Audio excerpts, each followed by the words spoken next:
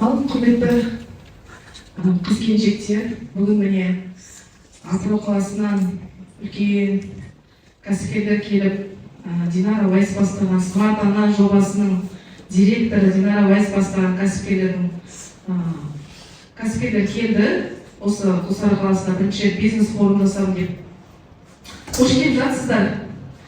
Қазір осы жерге осы Смарт Ана жобасының директоры, осы бизнес форумды бастаған наставник, ментор Динара Уайсты шақырайық.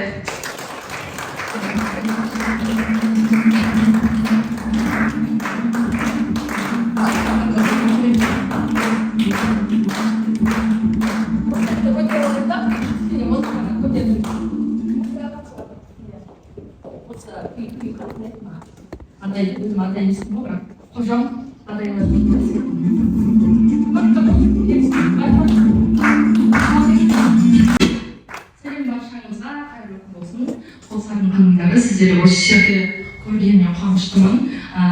Енді қазір танитарыңыз бар қалмайтындарда өзімде қысқаша таныстырып өтеміз. Ары қарай бизнес форумды бастаймыз. Сіздерге анау Атыраудан келдік, Смарт Ана орталығының жобасы мен өзім сол орталықтың директоры, негізін қалаушымын. Смарт Ана жобасының ішінде, яғни менің қазіргі таңда кәсіпкерлерім бар, барлығында өтіп жатырмын. 2 айлық жобадан өтіп, смарт кәсіпкерлер, яғни нөлден бастаған кәсіпкерлер, кәсібі бар, жеке брендін дамытып жүрген кәсіпкерлер сіздердің алдарыңда сөз сөйлейтін болады. Яғни өмірлік тәжірибесімен бөліседі, обороты 30 миллионға дейінгі кәсіпкерлер бар. Яғни бұл жерде өздерін қалай алып жүр, интернетпен қалай жұмыс жасап жүр, былай адамдармен қалай коммуникация құрып жүр, сіздерге сол инсайттарын, идеяларын бөлісетін болады. Бұл форумның жақсы өтуі сіздердің көңіл күйіңізге байланысты. Сол үшін кері байланыспен керемет бір деңгейде бірге атсалысып өткізейік. Жарай ма? Келісе алайық. Бір қоқышты жігіттер, күшті өткізіңіздер. Жалпы менің есімім Динара Уайс, жасым 30-да, 4 баланың анасымын. Қазіргі таңда Атырау қаласындағы Смарт Ана орталығының негізін қалаушымын. Және қайтарымсыз гранттар бойынша эксперт маманмын. Бұл жерде неше болса 3 жылдан бері көптеген қыз-келіншектердің 100-ден астам қыз-келіншектерге, оның ішінде ер адамдарда бар бір 10 шақты. Яғни қайтарымсыз 5 миллион 420 гранттар алуына көмектеп жүрген ханыммын. Бұл екінші сфера. Үшінші ретте қазіргі таңда 20 спикердің басшысымын. Және Смарт Ананың білесіздер, барлықтарыңызда Смарт Ананы естіп жүрген боларсыздар. Соларды басқарып, кәсіптердің дамытуына көмектесіп жүрмін. Одан бөлек Атырауда іскерлерді қауымдастығы деген бар. Білесіздер ме? Кім біледі? Білетіндер. Іскерлерді қауымдастығы кәсіпкер ханымдар, яғни миллионнан жоғары табатын ханымдардың бас қосуы ассоциация. Яғни Смарт Ана сияқты Смарт Анадан да биік, яғни ол жерде обороты 100 миллион, миллиардтап табатын кәсіпкер ханымдар жүреді. Сол жерде ассоциацияға бірге атсалысып, біз Алматы, Астана, шетелдерге шығып, біз білімімізді артып келеміз осы ханымдармен бірге. Кеттік келесі айтып. Бірінші қазір біз сіздерге айтамын, біздерге ниет, бүгінгі ниеттеріңіз не?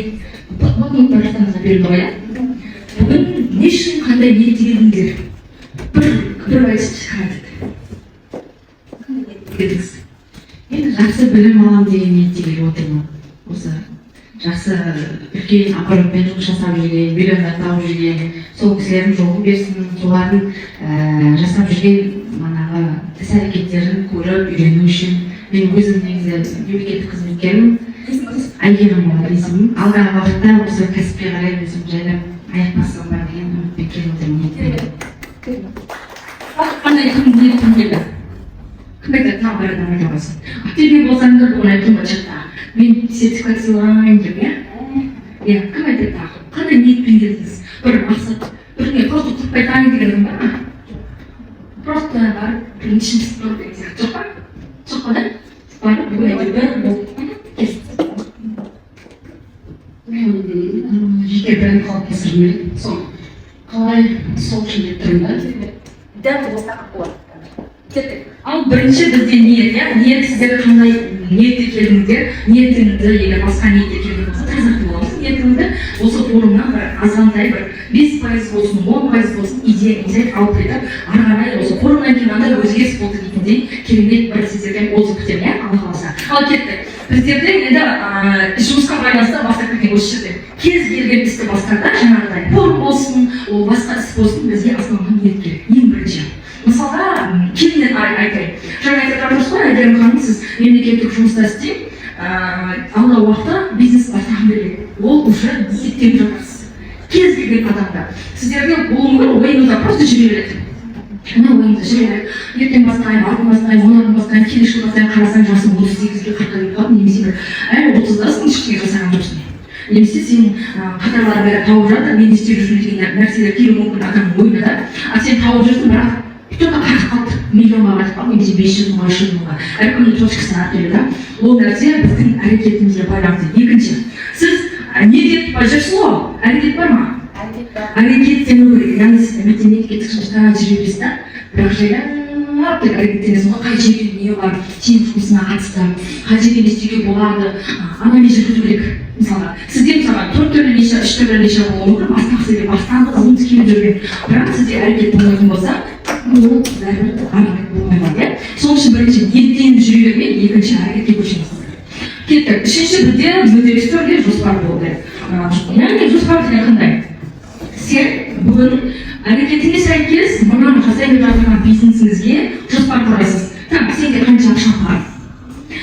Қандай нәрсе аласың? Қай жерде орналасқан? Ол кімге пайдалы? Саған қанша пайда алып келеді? Мен жоспардың барлығын күшті жасай аласың. Сен ойыңда жүрмеу керек. Никак ойда жүрмеу болмайды. Ол нәрсе сізді шаршатады морально. Просто ойыңыз шаршаңқы болады. Лучше сіздер несеңдер қағазға беріп жасайыңдар. Қай жерде қайда жүрсе ол нәрсе барып көретін жұмыстарың. Мысалға, бүгін осы сапының қасында бір здание бос. Сол жерде саған ыңғайлы болатын болса, бүгінгі әрекетіңіз барып сол жерде көру. Бару керек деген нәрсе болмас. Жаңағыдай сразу жоспарға құрдың, әрекетіңді барып көресіздер. Оны айтса, үшінші А вариант, Д вариант, Б вариант, С вариант, варианттар жазып қойды ма жоспарға?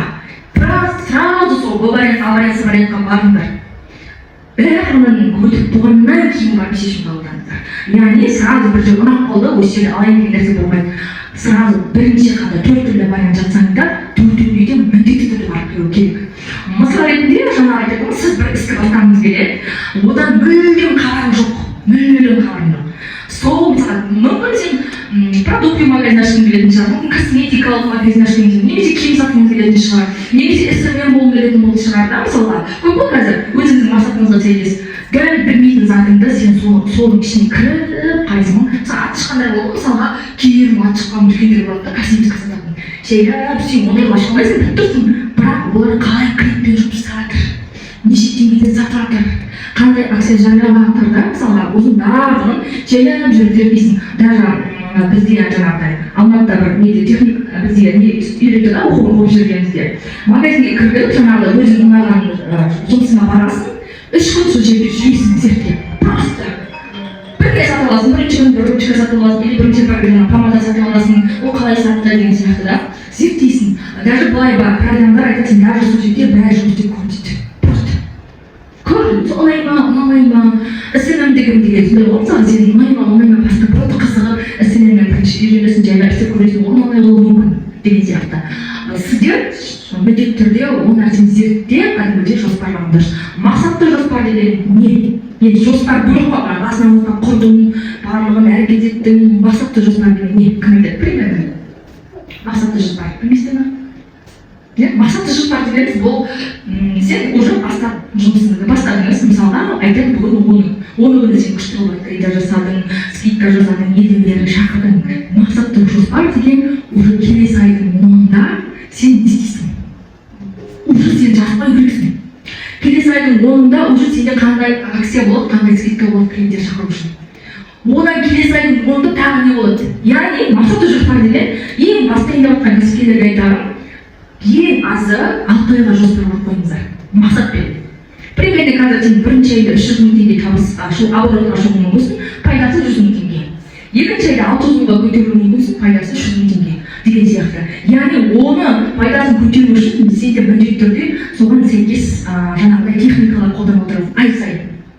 6 айдікі, 1 жылдікі, 5 жылдікі, даже 10 жылға дейін. Мысалы мен 10 жылға болсам, мысалы мен айтамын, 5 жылдан кейін ондай нәрсе істеп келемін. Енді ола біледі да, просто сенде кәдімгі соған қарай әрекет етесің негізі. 5 жылдан кейін өзіңді қайда көргің келеді? Сұрақ қойшы. 1 жылдан кейін сен өзің мысалға мына Қосарда ашқан дүкенің атыраудан ашатын шығар. Примерно, құдай біледі, ол 5 жылдан кейін сен өзі жекпен жүретін шығарсың. Ойлап қалмақ та жаңағындай да қиялға берілу деген нәрсе.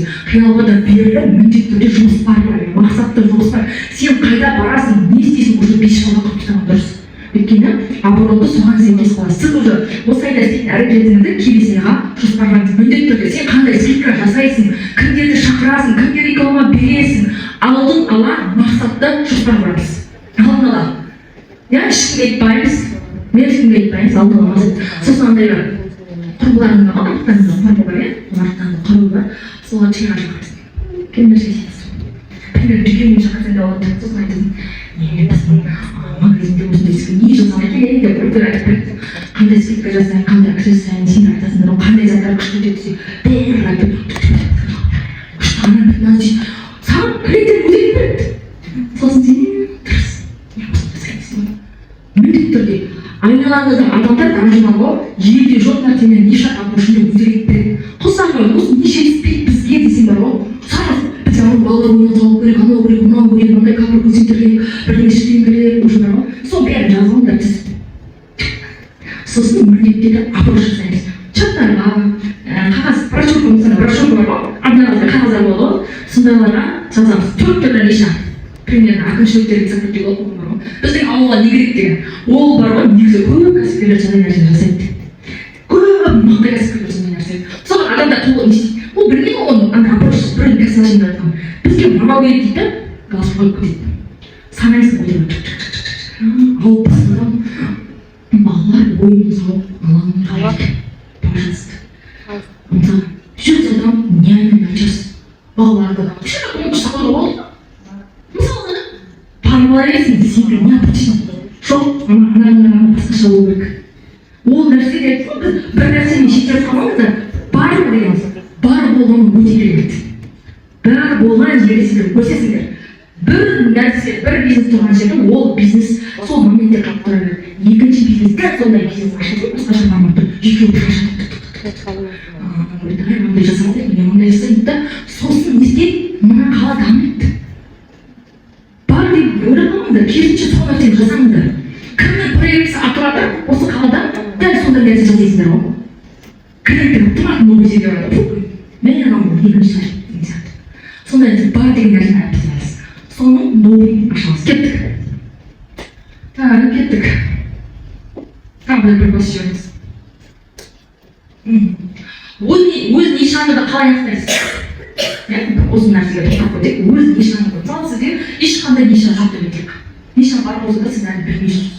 Не ашқаннан кейін осы сияқты, қандай деген сияқты. Ол сізге ұнау керек қыздар. Ең бірінші, ақша үшін емес. Сізге аударушылық ұнау керек ішіңізден, жаныңдан, мінезден. Сізге кәдімгі сол жұмысты істегенде рахаттану керексіздер. Ол мынау пайдасы күштеген де қолмен келетін затты істеудің қажеті жоқ. Сізге ұнау керек. Иә? Одан кейін сол нишаны жұмыстау үшін сізге энергия сыйлау керек. Яғни сен адамдарға примерно фабрика шығады саттың. Сол жұмысты ұнаған күшті болып саттың да, адамдардан отырып жазатыр, сенде уже қолмады сезім болды ғой. Біреулер бар, просто как ақша жүргізбейтіндер бар да. Олар да адамдармен де келіп байланысып, сол үшін олар көпке бармайды. 5-6 айдың ішінде қайтып істей алмайды. Өйткені ол нәрсе оларға қуаныш сыйламайды адамдарға. Иә? Сізге қуаныш сыйласа, энергия беретін болса, ол жұмысты сізге до конца көтесіздер. Бір жылдан 2 жыл, 5 жыл деген сияқты. Оқимайтындар одан кейін басқалар үшін, иә, басқалар үшін қиын, бірақ сізге оңай болуы мүмкін. Біреулер бар ғой, бомбонерки, мен саған бомбонерки жасай алмаймын, маған 100 штуктап, 200 штуктап. Мен үшін қиын да. Маған өте осындай білім береді, кітап оқытқан, маған қайдан оңай.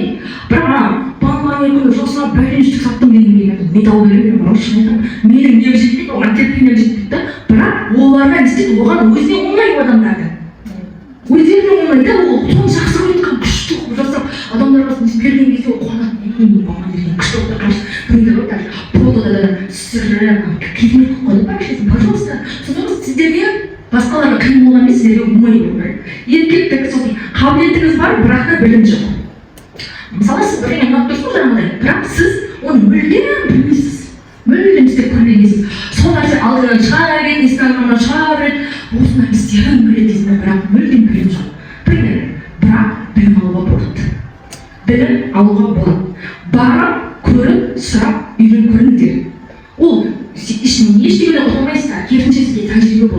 барып білім алып үйреніп көріңдер. Білетіндерге барып сұрай беріңдер.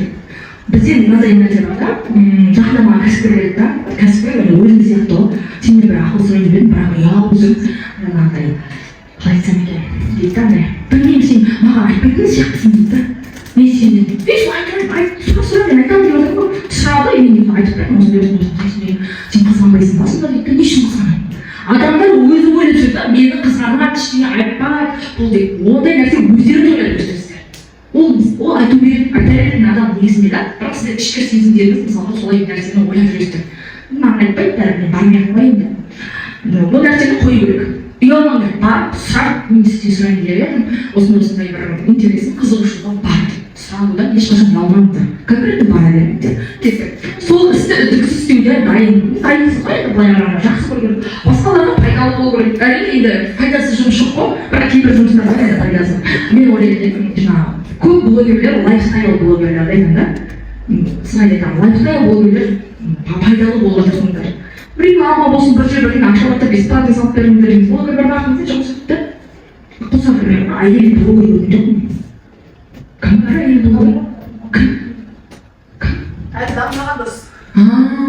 Мен кеше іздедім, әйел блогер бар ма десем. Бәрі Мейрамбек деп жібереді да. Мейрамбек бар ма? Жаңа сіздердің. Әйелдер бар ма? Мен танымай қойдым. Мадина Махмудова бар ма? Мен кеше есіме салдым ғой.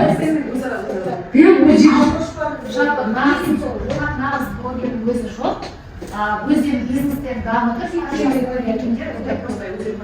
бірақ мен қалға бір нәрсені бөліп жатқан көрген жоқпын. Ең Мейрамбекке ризамын. Мысалға, ол көп нәрсені бесплатно айтып, мына жерде мынандай, деп бар. Мен мысалға Мейрамбекке подписчигім бар да, қарап жүрмін. Прям сондай шарашып тұрған қыз, әйел адам көрген жоқпын мен сондай. Блогерлер, пожалуйста. Әрі кәсіпкер, әрі блог жүргізіңдер. Басында бесплатно сөйлеңдер, бір жылға дейін бара беріңдер. Я сізге магазин ашылған бар. 100 адам барасың, 200 адам барасың басында. Сосын рейспен. Міндетті түрде сендер сторис жасап қоймаңдар, барған жерлерге рейс қосаңдар. Рейсқа түсірген сайын сенің рахатың көтеріле береді. Барып түсіп кетіңдер, бесплатно есіп беріңдер. Любой магазин, қай жерде не ашылып жатыр, адамдар сосын саған қызығамыз дейді. Мен осы көргенімде көтеріп, не бір открытый қылар дейді. Өзің сенің оқырманыңа білмеймін. Пожалуйста. Бұл жоқ, мен айтып тұрмын, жаңағыдай. Бәрі өзінің жұмысымен жүрген адамдар көп, мен қарадым қыздар. Мен болсын, басқа болсын, кім сен Алтош, Алтабай бар еді, бұл кісіге айтты, салып беріңдер деп. Салып берді, бала жоқ. Бірақ мен басқаша рамын көрген жоқпын. Просто айтты, бізді отметкасында салып берді. Маған айтып берсеңіз қыздарға, осындай форум, осындай деген шықты. Ондай не келген жоқ маған. Иә, солай дейді да, көрдіңіздер ма? Сол сияқты ғой, шаңдарыңыз ашып тұрсын да, ол деген ештеңе өтпейді ғой біреуге біріне қарамай. Ол сіздерге құдаймен қайтып келеді. Қайтып келеді қыздар, қызғанбайық, кеттік. Қазір нишаны табудың мощный техникасын сіздерге айтатын. 100 балл жазамыз, 100. Кімде ниша жоқ? Вообще бизнес жоқ. Кімде жоқ там? Бәрі жоқ. Шықпайсың. Жарайды, 100 балл. 100 балл жазыңдар ма? Блокнотқа 100 балл жазамыз. 100 балл жазамыз. Сізге ұнайтын 3 саланы жазамыз. Примерно, бөліп қоймаймын. Біреуге тәттілер пісіру, біреуге СММ, біреуге фотография деген сияқты ғой. Сіздер өзіңізге ұнайтын 3 саланы жазамыз. Бар ма? 3 түрлі сала примерно ұнайды сіздерге. Әлі ойланып жүрсің, ішіңден бірін. 3 саланы жазыңдар ғой да? Енді қайсысына больше сен 40% бересің. 100-ті бөлесіңдер, 3-ке бөлесіңдер. Онша ұнамайтынына 20 беріңдер. Сәл-сәл ұнайтынына 30 беріңдер. Осы күшті қатты ұнайтынына 20 беріңіздер. Бөліңіздер ма? Қалай? Өздеріңіздің стимул минуттарын шыққан. Ұнайтынына да ниша. Яғни адамдар кейде 3 түрлі нәрсені жасап келеді да, бірақ айтамын, ең қайсы көп пайыз жинайды, сол нишаны жасаған дұрыс. Өйткені жүректеріңіз алдырмайды бар. Шешім. 100-ті 3-ке бөлесіздер. Түсінікті ме? Бөлдіңіздер ме? сізге қайсысына больше бересіздер? Міне сол сияқты бөлесіздер кәдімгідей. Алып кеттік. Енді басқа іс-әрекет жасағанда ол техниканы қолдануға болады. Мысалы сіздер шешім қабылдай алмайсыздар, кейбір нәрселерді ішке бөлесіздер. Мысалы, иә, жоқ, ойланып тұрмын деген нәрсе. Бір-екі шешім айту керек келсе де осы техниканы қолдансаңдар болады. Қайсысына көп дауыс болып тұр, сол шешімді айтасыздар. Хорошо, партнерство болсын, басқа болсын, бұл нәрсе біледі. Яғни қайсысына күнде көп пайыз болады, примерно неше ағаңызға? Әйгерім қандай? Кофемен ба? Басқа да атайын не жазасыз? Қазірде сөзін сату деп қойдым. Әйел адамдарға Келеді, бір жүздегі болсын. Акция жасырып, косметикасы бар мужчина. Кондитерская кофе. Тұрмана кіріңіз ба? Еще де ойланып жетпеңіз? Давай келіміз қарсаңыз. Айтпа. Айтып қоймайды. Айтып қоймайды ғой. Жоқ, айтып қоймайды. Кішкене дайындалып алыңыз, не істеп алыңыз, идеяны болуы мүмкін біріншіден. Екіншіден, ұлы сүті бәрін не істеген екен барып айтыңыз. Примерно уже ашылуға бір апта қалды ғой. Сол кезде пешенді айтады. Не шайрады? Давайте кетеміз ғой. Қосады, не болып кеттік қой саған? 8:30 жыл. Сөйтіп, енді жаңа айтқанда енді кез келген техниканы сіздің есіңізде жаман қарап отыр ғой. Мен қойып барады ұрысқарған. Неге ұрысқысы келіп отыр адам сияқтар ғой. Өзім айтып ғой, мен яғар есіңіз. Бексара. Jadi berbeda musik atas nama pakai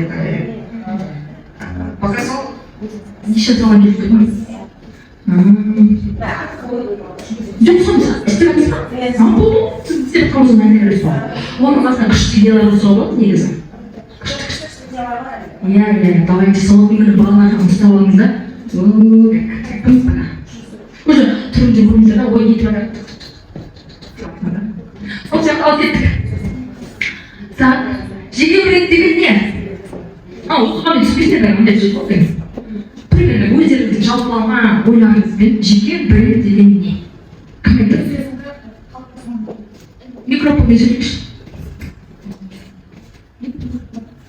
Жалпы өз-өзіңді, кәсібіңді жаңағы қалыптастыру, өзіңді, мысалы, сырттағы адам сені уже зақымды емес, сені көргеннен уже не сататынын көріну керек, білмеу керек, уже сені көргеннен барлық зат сен не сатып жүргеніңді біледі.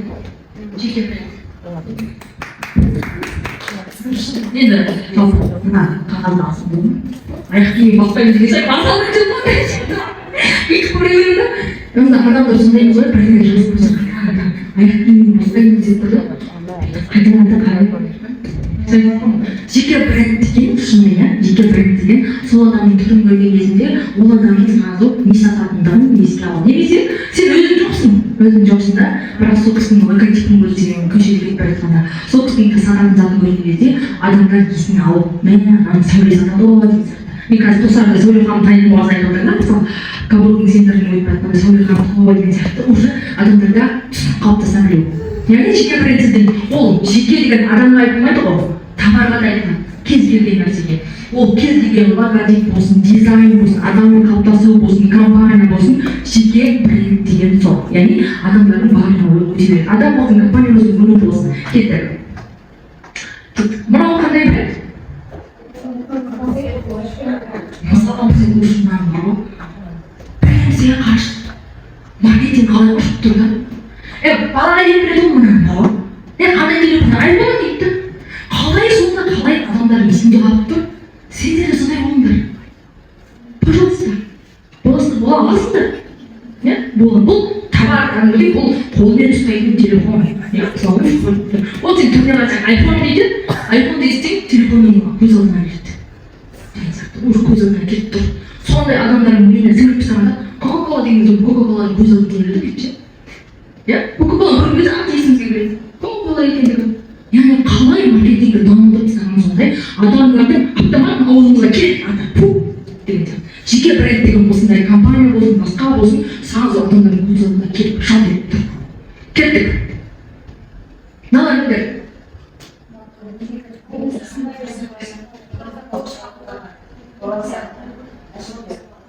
Тұрайын жаңа. Осыларды бар ғой, тұлғалар ғой, сен сөйлеуді көресің да, айна тұрсын айна екен білесің. Білмейді адам дұрысты. Өз-өзін жасай алды ма? Адам ретінде жаңа айпон өзін жасай алды ғой. Адам ретінде өз-өзін жасай алды. Қалай жасай алды? Қалай жасады олар? Біз автоматын танқытын жоқсы ғой. Через сет арқылы, Инстаграм біз уже интернет желісі арқылы таныттық. Сондай қолжетімді танытып олар деген. Бейнесін көрген кезде ат есімізге келеді, атын естіген кезде түр есімізге келеді. Ұйықталықты да білесің, кәдімгі мына айна тұрсынбайдан тұрған десе, орамал тағып жүрді, осындай дейсің да салып жатыр. Мен де жатақ болған, яғни жеке брендті дамыту үшін, яғни жеке қалаларында сіздер бір бизнес ашатын болсаңыздар, сондай қылыңыздарда даже логотип, атау, ішіндегі қызметтің сапасы, міндетті түрде дизайн, упаковка жағы, Инстаграм жағы, как адамдардың өзін хотя бы қосарың жақсы білу ғой, қосарда бар да прям сендер бәрі да білетін магазин ба, тойхана ма уже естелік қойып кетіп барады. Танитын, мен сен қоймай жаңағы. Сіздер сондай боласыздар ма? Ойламаңыздар, мен боласыздар. Кәсіпте боласыздар. Даже бар ғой, сіздер анайды, кез келген нәрсені упаковка жасағанда логотип міндетті түрде. Кез келген мысалы осындай форумдар болсын, басқа жер болсын, осындай сертификаттарын тыға беріңдер ол кәсіптерін болса. Тойға барсыңдар ғой, тойға обычно просто тойға шашу ретінде сертификатына бере берсең, танып кетесің. Мысалы, біз оны қолдан ұстадық та, мен кез келген жерге қазір тойға ерте ақша бересің ғой, просто поддержку подругаларыма болса кәсіпкерлерге туған күн шақырады ғой, 5 сертификатына беремін. Өйткені бір жүзге ұтып алған кезде Дидар Байстан осының деген сертификат деп ана жерге оған жауап отырды да. Просто атын шыға берді да. Просто атын шығарды. Көрдіңіздер ме? Любой осындай адамдардың көп шоғырланған жеріне өздерінің өнімдерді тыға беріңдер. Одан кейін сендер жарғы болып алысып қалмайсыздар, кеңейіп қалмайсыздар. Керісінше сені сол жердегі 3 адам тегін беруі мүмкін, бірақ сені 100 адам естіді да. Сосын ол админ кісі алды, мен бардым осы жерге бірден ештеңе бесплатно бардым, или бір теңге 5 теңгеден зат алып берді, косметика ма, или білмеймін. Вот я шықпты ма, білмеймін, админка просто 5 теңгеге бардым. Зато қанша адам сенің атыңды естіді. Каждый жүрген жерінде сізді ести біліп оққандар. Инстаграм болсын, адамдар оффлайн жүрген жер, ойлағанмай тек қана Инстаграммен жатамын. Оффлайн жерге тыға бермей. Любой смартфонның сертификаты болсын, өзімдікі болсын, даже шоппер шарттамады ғой смартфоннан. Кейде шопперге барсың. Өйткені ол да зат қой, адамдар өзіне біліп, алған сайын үшін смартфоннан несін ахмет кірсін, мен отырып алдым тойдан белгілеп деп. Зато маркетинг. Смартфоннан белгілесе адамдар, ол қандай мұрналық деп қарап қима. Анадан да кем дегенде 100 адамдар.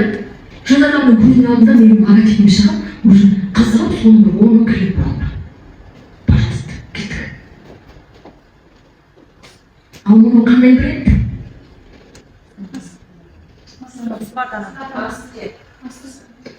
Кім айтады?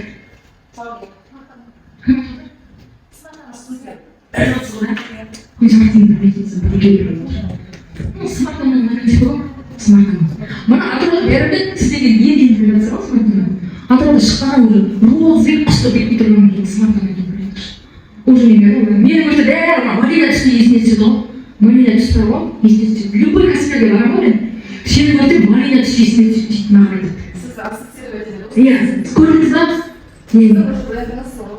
Міне, сендер бір бизнес бастарда шар жазылып бастайсыңдар, или қызыл, білмеймін, басқаша логотиппен ғой, сол цветпен даже сіздің са деп тұр ғой менде, смартфона деген сияқты, даже сэс көргенде анда біреу маған домашний тапсырма сөз жүрген ғой, домашний тапсырма жүрген ғой, са деген. Көрдіңіздер ме? Білмеймін, логотиппен сияқты тапсырма шығармаққа жұмыстан етті ма? Жоқ деймін ғой. Просто тапсырма көріп қалды ғой, смартфонаның са екенін естетіп кетті. Просто танысыз ғой? Сол сияқты да кез келген жерде сіздердің логотипіңіз, түсіңіз барлығы үйлесімді, уже сізді айыптар болып қой. міндетті түрде егер логотиптердің дайын болмаса, түсті әріп белгіленген болсаңыздар, міндетті түрде бәріне мән беріп, прям ұзақ мақсатты жоспар бар ғой, прям мақсатты жоспар. Соған құрсаңдар. 5 жылдан кейін мысалы мен смарт-ананың басқа бір үйлерді шақырсаңдар, не только ол оқу орта жаңағы бал әйелдер оқыта береді. Мысалы сумкасын шығарып, сенесіздер смарт-ананың розбиліп шығарып, басын кесіп отырып, кесіп отырсыздар осындай бәрін. Мысалға розбиліп ойлайтындар сағалап мына жерге бірдеңе қояды деп сағалап пұшты бұл неге сатады? Тұлсақызда адамда мақсатты жоспар болу керек. Сол брендпен доказывай, ананы істеймін, мынаны істеймін. Даже са студияның бүйтіп үлкейтемін, оның қасына мынандай са студияның са деген жаңағыдай не шығарамын деген сияқты бар. Кофе шығарамын, одан кейін мынаны істеймін деген. Кете беру керек мақсат. Бір жерге қатқан болып жүрсіз ғой. Уже сол брендпен кете бересіздер қазір. Кеттік. Қалай кеттік? Бизнес бастағанда бірақ маған қалай бастаймын деген сұрақтар көп келеді ғой. Неден бастаймын, қалай бастаймын, менде идея жоқ деген сияқты, иә. Бизнес бастағысы әйелдер бар осы жерде жаңағыдай. Сіз де бастағандар шығар. Үш бастап білемін. Бизнес бастағыңыз келді ме? Басты беріп тұрмады. Бірінші бизнес бастау үшін міндетті түрде идея керек. Идеяны қайдан аламыз? Қайдан аламыз? Қайдан аламыз? Pinterest. Сосын не болды? Можешь қойып қой? Там. Бірінші идея бар негізі. Жаңағыдай ең бірінші айналаңда қарауды өзек берді. Жаңағыдай бірінші техника құрылғыларды шақырып. Жаңағыдай. Мен бір бизнес бастағанды айтпайсыңдар бағында. Просто айналмайды отырып біздің Құлсары қаласына бір-біріне шекіспейді бар ғой деп бастайсың ғой. Болды. Ары тоқта. Кететсің де ойлағанмын. Бізге ана жетпейтін, ана жетпейтін, анау бақта бір ойда емес бар, ол заттар ұнамайды маған. Соның басқа түріне жүріп қой дейді ғой. Болды. Біз ол идеяны біз әйелдер айтып тастап ұрышқан. Соның ішінде саған қызығатын өзің жаңағыдай уже болады ішіне алады. Қызығып жүрген салаңды шығады ішінде. Не тот ішіне ана ойлайсың ғой. Сөйтесің да Инстаграмға кіріп та анализ ғой уже. Атырауда бар ма жоқ па, мүмкін ол Атырауда жоқ болуы мүмкін. Алматы, Шымкент, Астана жақтарын жазда сол нишаның несін. Неше түрлі шығарып береді ғой Инстаграмға. Өкілдеріңіздің неше түрлі шығарып береді. Ішіндегі дизайн деген тапшылар ғой, ол шығарып береді. Біздер не сөйтіп кәсіпорында өзінің ойымен басып дұрыс емес. Анализ жүргізіп аламыз. Ол қалай, қай жерде нені қойған, даже тубериканың өзінде, отырғыштың өзінде, фотостудияның ішінде. Қандай жерде қандай локация жасап қойған. Мысалы, киім болатын болса сондай, кофейня болатын болса да сондай мысалы.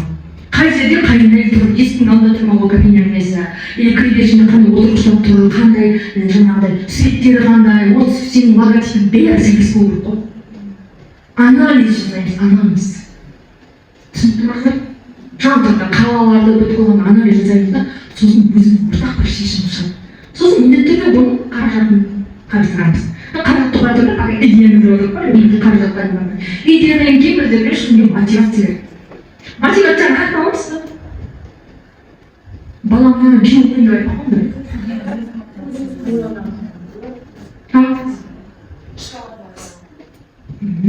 Ол кейде жетпей қалып бар ғой. Мен кейде жетпей қалыпсың. Мотивацияны әрине жаңағыдай, сіз күнделікті мотивация алатын адам болады, соның әңгіме айтасың, соған күш тұтасың. Сондай адамның энергиясында негізі, адамның бір күйеуден емес, күйеу момент мотивацияны өлтіріп тастайды ғой. Бастамай ақ қойшы дейді ғой, әрі қарай айтудың қажеті жоқ оған. Сен мотивацияң уже өліп, уже ештеңе жасамай деген ғой. Тоже алдарың жылайды, уже мотивацияң ешқандай лучше, күшті бірдегі кофеге барады, досыңмен әңгіме айтты, күшті енер. Я сенің қолыңнан келеді, давай, мен сені қолдаймын, тұрып аңғармасам қалғандар. Сосын Инстаграмда көп қой мотивация береді, солар тыңдай беріңдерші. Просто тыңдай беріңдер. Күнде бір істеп етем ғой, жақсы, бір рейстің өзіне бір 30 секунд, 40 секунд мотивация болуы мүмкін ғой, бірақ міндетті ютубта подкасттар бар, бір әртүрлі кәсіпкерлік подкасттар бар. Соларды мотивация алып. Мен кезінде бүйтіп қалғаным жоқ, біз сөйтіп дейді, бұлардың өзіне. Күшті ішкі сіздердің өзіңіздің таба алмай жүрген сұрақтарыңызға сұраққа жауап аласыздар негізі. Көп адамдардың өмірін тыңдау арқылы сіздер уже фильтр жасайсыздар.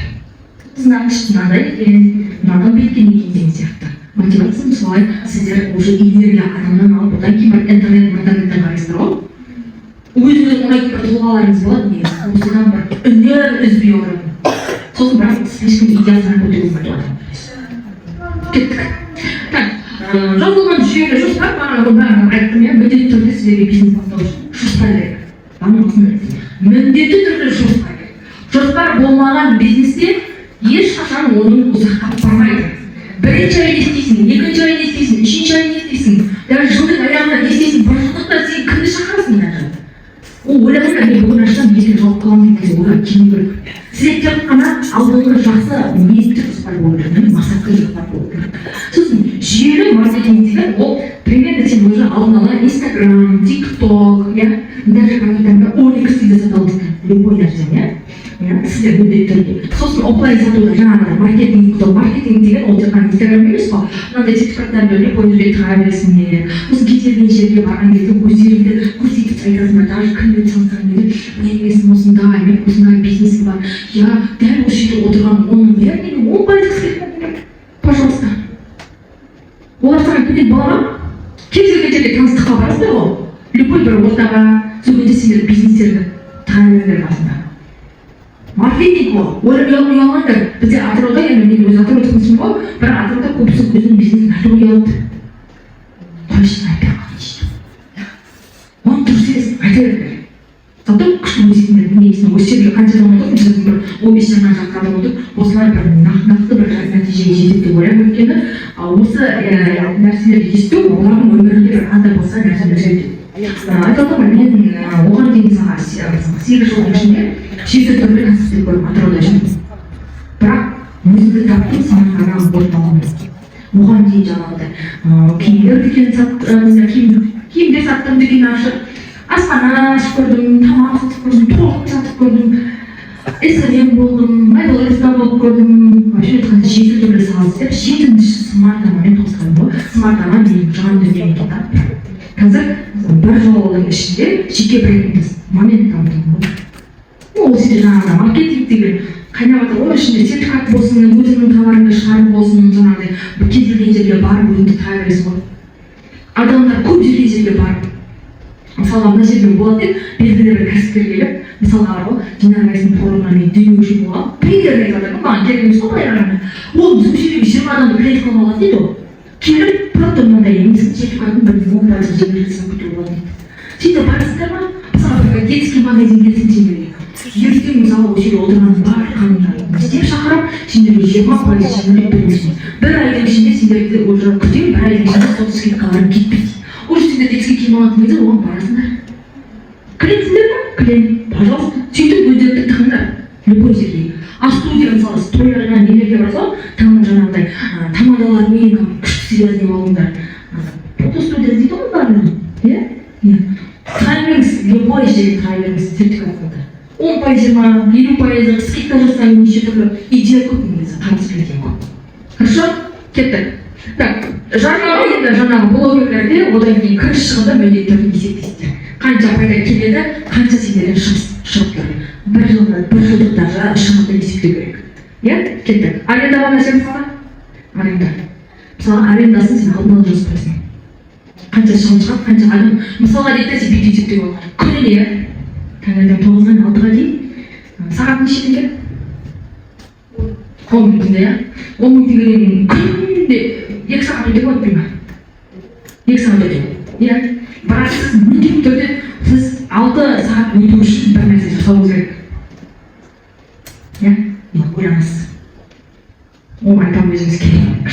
Аптаға өткізсеңіз бизнестеріңізде сіздерге үнемі тұрақты бір сағатта үнемі ақша келу үшін сіздерге жүйелі маркетинг керек. Яғни сен ананы қолданған кезде ана өзгерту керек. Яғни ақша табудың каналдарын сен жазып қойсың ғой. Бүгін мынаны істеп, ертең істеп, мынандай каналды қолданып, ертең техниканы қолданып. Күніне 2 сағат емес, ол сізде күніне жоқ дегенде 4 сағаттан түспеу керек қой. Күніне шығады есепте күніне 40 мың теңге түсу керек қой. 40 мың теңгені көбейт, күнге 400 мың, 30 күнде сен миллион жарым аштыңыз. Ал сенде күнде 20 мың теңге жетім болса, 600 мың теңге табасың. Оны арендаға бересің. Таза миллион доллар болған және. Пожалуйста. Техника көп қолданып өтір. Кеттік. Так. Аралаймыз. Жоқ, бербай. Так, менде смартфон орталығының франшизасын сатып жүрмін. Кім біледі? Білмейсіздер ме? Қайда бір есептеткен. Мен деген бір жыл толды, бір жыл толмай бөлімде жүрмін. Смартфонның франшизасын сатып басқа қалалар. Мен сатамын деп ойлаған жоқпын. Просто мен Инстаграм аштым да, смартфон орталығының несін логотипін мен әртүрлі андай кеште ұйымдастырдым. Мен жаңағыдай неше түрлі меніңше атырауда алғашқы рет тек қыздарға арналған кеш ұйымдастырамын. Тек қыздарға арналған кеш ұйымдастырамын. Оның ішінде неше түрлі кәсіпкерлер өзін таныту үшін бесплатный сертификат, тур, анау-мынау беріп сату маркетингті біледі олар. Біз билет сатамыз 20-25 мың теңгеден. Өзін ақтай бізге пайдасы береміз, әнші шақырамыз, или бірдеңе шақырамыз, кино шақырамыз. Сатау смарт ананы мен кеңінен танытамын. Біріншіден, сол жердегі 100 адамға дұрыстап танытамын. Екіншіден, ол видео Инстаграмға шығады. Мені қыздар бекем жерде ұшты эмоциямен жерде ооо деп сертификаттар алып таратты. Уже маркетинг кетіп жатыр да. Ана келе алмағандарға уже смартфон одан сайын барады ғой. Почти келесің бе? Мен тіпті барамын да. Сосын басқа қалаларда мен қандай маркетингті қолданып жатырмын деп. Смартфон франшизасын беріп жатырмын мен мысалы. Қазір смартфон франшизасын мен осы Атырау облысында Исатай ауданында сатып алдым. Индирадан сатып алдым. Бұйырса биылғы өзінің несін жасақтап ашқан деп жатырмыз. Яғни оларға мен полный маркетингті үйретемін. Әйелдер орталығын қалай ашу керек, қалай басқару керек, мысалы неден бастау керек, ол директордың өзінің несі болу керек. Осындай бір эксперт болу керек қой, ол үйде отырған адамға мен директорды қоя алмаймын. Ол басқарады, ол басқарады. Ол өйткені өзінің бір хотя бы Инстаграм болу керек қой, хотя бы кәсіпкер болмаса бір белгілі бір нәрсе болу керек. Сосын мен оны ары қарай барлығын үйретемін. Мысалы қазір менде Астана қаласы сатып алды. Астанаға мен бірақ 3 миллион бердім. Өйткені басқа сұрадыңыз ба? Бір жыл бұрын сұраған ғой. Көрдіңіз ба? Қызығушылық бар болды ма? Болды, просто көз алдарыңда. Яғни сіздердің өнімдеріңізді сөйтіп сұрау керек. Сұрау керек. Сатпай-ақ, мен сатамын демей-ақ сұрау керек уже. Мен сатамын демей. Қазір уже мен сатамын деп ең шығатын клиенттер бар. Иә, смартфон. Иә, қазір бір өсек бір қыз бар, тағы бір сұрап мені полиза деп. Екінші қыз болса, тағы бір сұрап психолог тоже. Келді ма, келді ма? Сен қыз көрдіңіз ба? Көрдіңіздер ма? Ол еще тағы бір орыс тілі, мен мұғалімім деді, 5 балам бар деді, тағы бір сұрап. Ол кісінің атын қалдым. Мектепте мұғаліммін деді, тұрғанда жаңағы кісі. Айтып тұрғаным, ол деген мен оны сатам деп жоқпын. Өздері қызығып сұрады франшизаны. Мен алғым келеді деп. Бұл нәрсені алу арқылы сіздер жеке брендтеріңізді бірлей дамытасыздар. Өйткені мен қасымда жүрген адамды мен ол кісіні көтеріп, орталығын келіп, дамытып, клиентті жинаған сол ол кісінің бренді, жеке брендімен автожүйемен жасап қойды ғой, қасымда жүрген адам болmuş. Лицо дамып кетеді ғой. Мысалы Құлсары қаласынан бір осы Сәулехан болатын болса, уже лицосы дамып кетеді. Лицосын танытамыз. Өйткені мен смартфонның общий парақшасына салай бердім ғой. Уже ақпар алмай болса, ақысы отырып, уже адамдар танып бастады қазір. Ол кісінің кеше бардық, ол кісі бізді күтіп алды, ұшты болды мысалға да. Яғни бұл жерде маркетинг ойын істеп жатыр. План бар, яғни смартфонның общий план бар. Соны жазамын. Қандай жұмыс атқарылады, кімдермен байланысасың, жеке брендті қалай дамытасың, барлығын орталықта қызметшілерді қалай шақырасың деген сияқты. Барлығын соны үйретіп беремін. Яғни франшиза. Мысалы Құлсарыға алдай кіммен, Құлсарыға қымбат болады деп. Кім біледі? Иә, сіз ба? Қанша дедім? Иә, 1,500,000 дедім, бірақ 1,300,000 берейін дедім. Иә, Құлсары қала ғой. Бірақ Исатай, Елдер жаңағыдай кіші ауылдарға миллион. Просто атауын алу. Бірақ атауын алғанмен ол жерде полный үйретемін барлығын. Қажетті. Открытиясына келіп, одан кейін жұмыс жасау процесі. И дальше олар бізбен менің смартфон франшизасын алғанда, бұл менің қасымда былай қараса, дүние тұрғанша сол адамды қасымда ұстап жүр ғой. Мен қандай іс-әрекет жасаймын, менің орталығымда не сатам, сол нәрсені ол жасай береді. Мен суммасы шығарсам, ол нәрсені сол оптималды сол жасай береді деген сияқты ғой.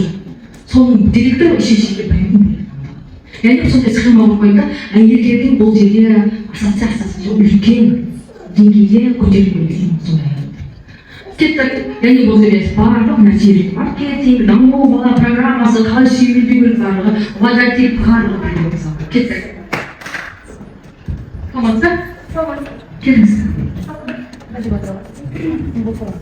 Келесі слайд. Үстіндегі мына өңіз. Мені бизнес-менеджер ретінде кім біледі? Бизнес-менеджер ретінде сіз білесіз, Фариза ханым? Мен сұрақ үстінде жүрген жақсы деген.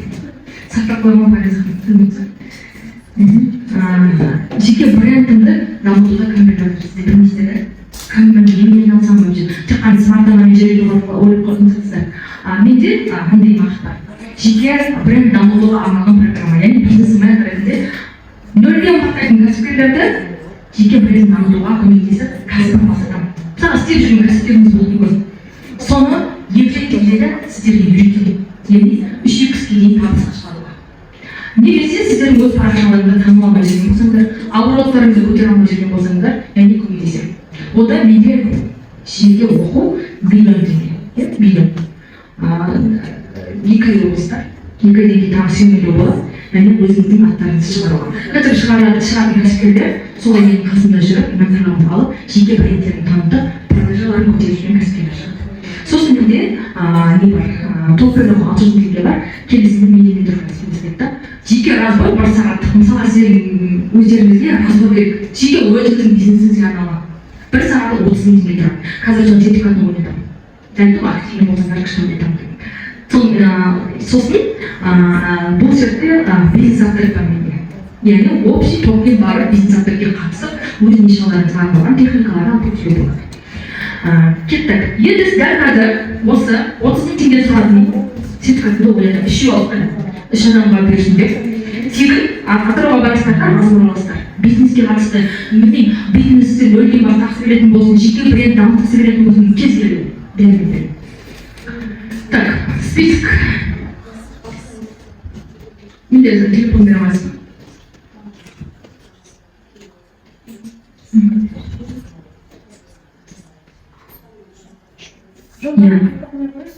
Ал?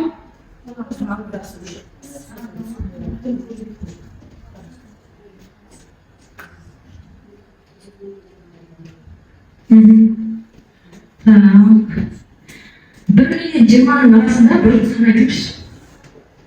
7. 7-ші номер. Нұргүл ханым бар ма? 7. Нұргүл ханым. Билет номер жазылып тұр қыздар. Нұргүл келмей алды. Нұргүл ханым сіз ба?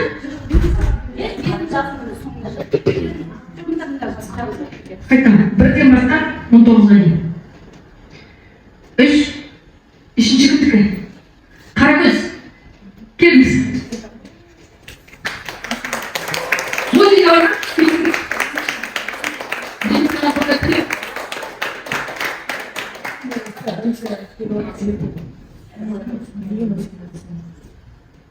Музыка бар ма? Музыка var mı? Енді sayı бердікші. 1. Қарагөз ханым. 1. Қайтам 1-ден бастап. 17. Так, 17-ші номер жоқ ішінде. 10 бар ма? Шынар дейді. Келген жоқ дейді. 5. 5-ші номер жадыра.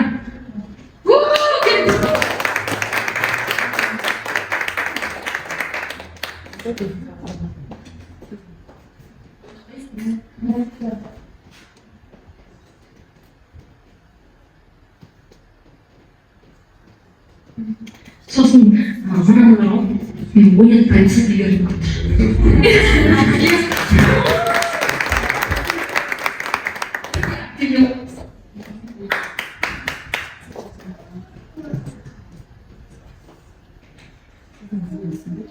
музыкаға келдік, ал кеттік. Басқаларыңызды ренжітпей, менің 30 теңге сертификатымды 50% жеңілдікпен аласыздар.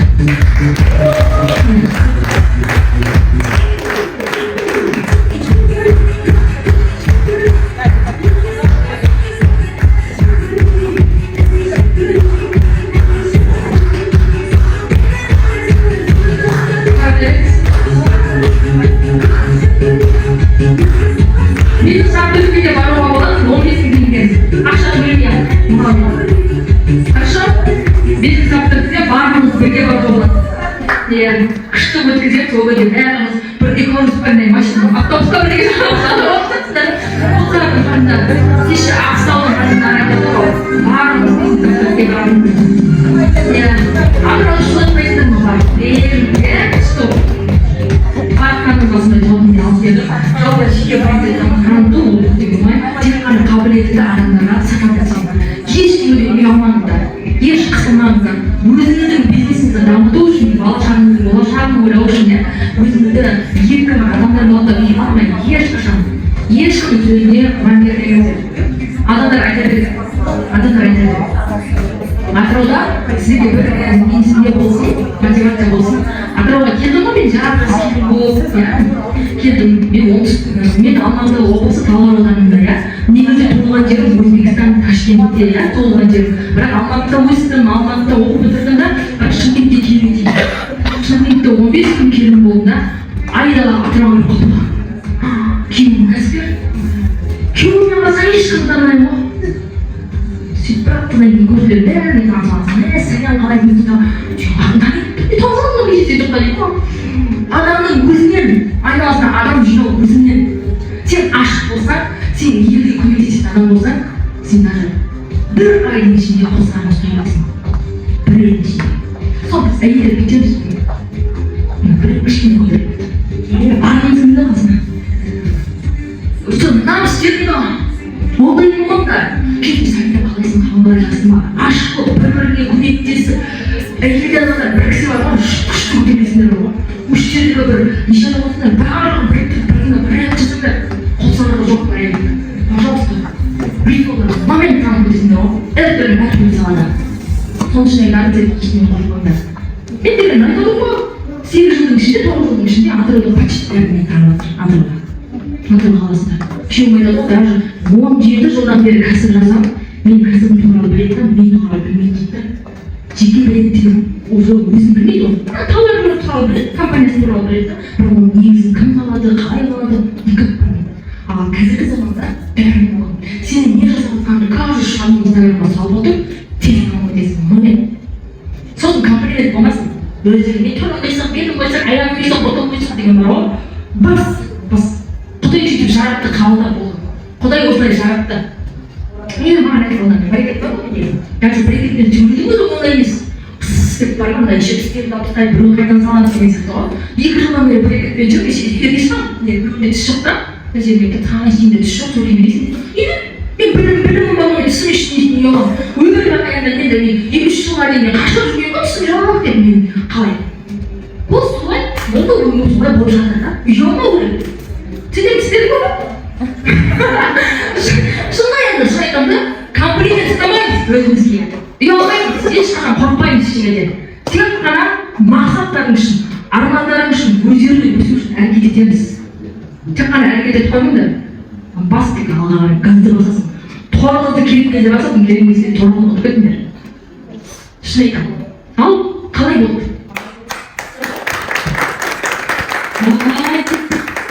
енді қазір жаңағыдың орнына дайындаламыз қабылдамаңыз бәрі күшті болады так мынау смарт ана орталығының несі қосылғанда парақшасы PR дейді күшті жаңалықтар бәрі өтетін қандай кеш ұйымдастырып жатырмын не ұйымдастырып жатырмын ондай кештерге шығып бармаңдар күшті кеш болады біздегі анау қосардан келеді қыздар любой кешімде келіп жүрген қыздар бар QR-ға қосылғандар қосылғанда табылдар иә қосылған қыздар молодцы смартана орталығына керек па қосарға керек па керек деген сияқты негізі керек сияқты сәуле қандалатын сияқты